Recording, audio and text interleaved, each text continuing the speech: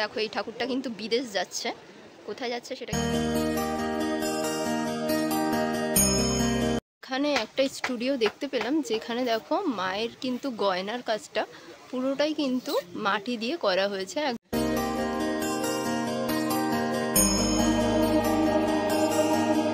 তো আমি চলে এলাম মোহনবাসী রুদ্রাপল শিল্পালয়ের একদম সামনেটায়। দেখতে পাচ্ছ এই হলো শিল্পালয়ের মাতৃ প্রতিমাগুলি, বিশাল উচ্চতা এখানে মাতৃ প্রতিমাগুলোর। আর দেখো রঙের যে প্রথম পর্যায়ের যে কাজ সেটা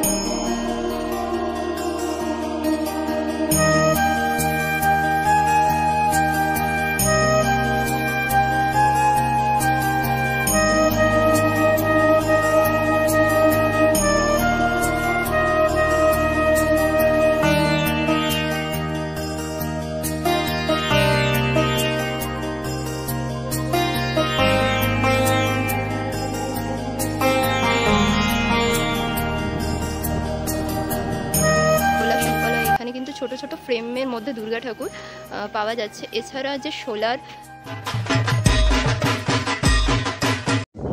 তো hello friend, welcome back to my channel Kolkata tourism blog.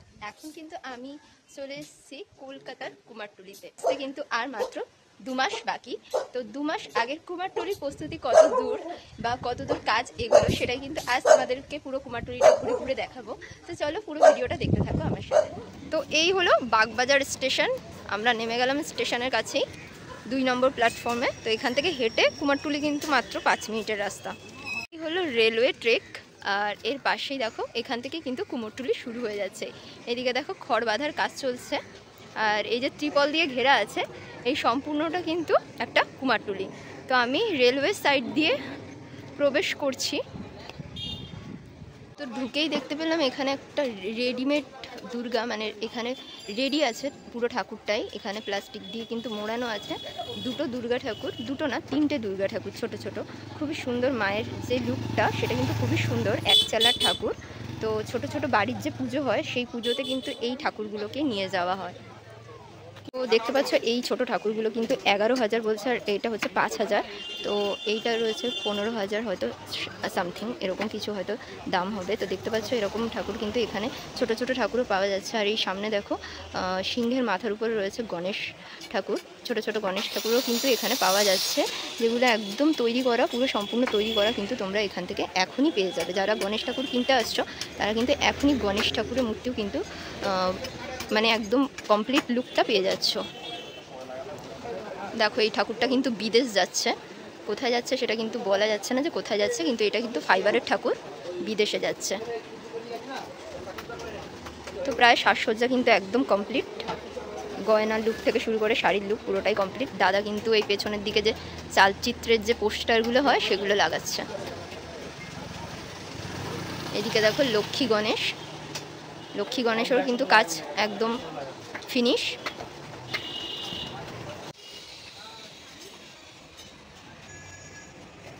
তো এই ঠাকুরটা দেখতে পাচ্ছ, এই ঠাকুরটা কিন্তু সোমবার পুরো কমপ্লিট কাজ হয়ে যাবে। তো সোমবারে কিন্তু এই ঠাকুরটা রওনা দেবে বিদেশের উদ্দেশ্যে। তো আমি চলে এলাম মোহনবাসী রুদ্রাপল শিল্পালয়ের একদম সামনেটায়। দেখতে পাচ্ছ এই হলো শিল্পালয়ের মাতৃ প্রতিমাগুলি, বিশাল উচ্চতা এখানে মাতৃ প্রতিমাগুলোর।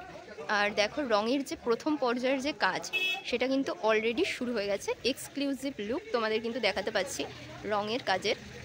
তো আর কোনো শিল্পালয় আমি দেখলাম না রং, তো মানে রঙের কাজ শুরু হয়েছে বলে।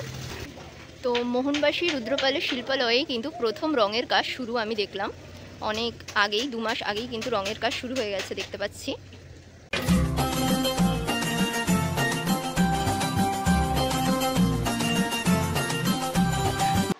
তো এই দেখো গীতাঞ্জলি শোলা শিল্পালয়, এখানে কিন্তু ছোট ছোট ফ্রেমের মধ্যে দুর্গা ঠাকুর পাওয়া যাচ্ছে। এছাড়া যে সোলার যে ঠাকুরগুলো, এই যে কুলোর মধ্যে যে রয়েছে ফটো ফ্রেমের মতো দেখতে অনেকটা, এরকম ঠাকুরগুলোও কিন্তু ছোট ছোট ঠাকুরগুলো কিন্তু এখানে পাওয়া যাচ্ছে। এই দোকানটা দেখতে পাচ্ছ, এখানে সব সুন্দর সুন্দর ছোট ঠাকুরের কালেকশান দেখতে পাওয়া যাচ্ছে। একচালা দুর্গা প্রতিমা দেখো কি সুন্দর লাগছে দেখতে। ভেতর দিকটা দেখো একচালা সব দুর্গা প্রতিমাগুলো রয়েছে, দারুণ সব অসাধারণ কারুকার্য। গিফট পারপাসে ঠাকুরের যে মুখমণ্ডল এগুলো কিন্তু দেওয়াই যায়। আর এখানে দেখো ছোট ছোট ঠাকুর রয়েছে, টেরাকোটা যে কাজ সেরকম। টেরাকোটা কাজের মধ্যেই ঠাকুরগুলো রয়েছে।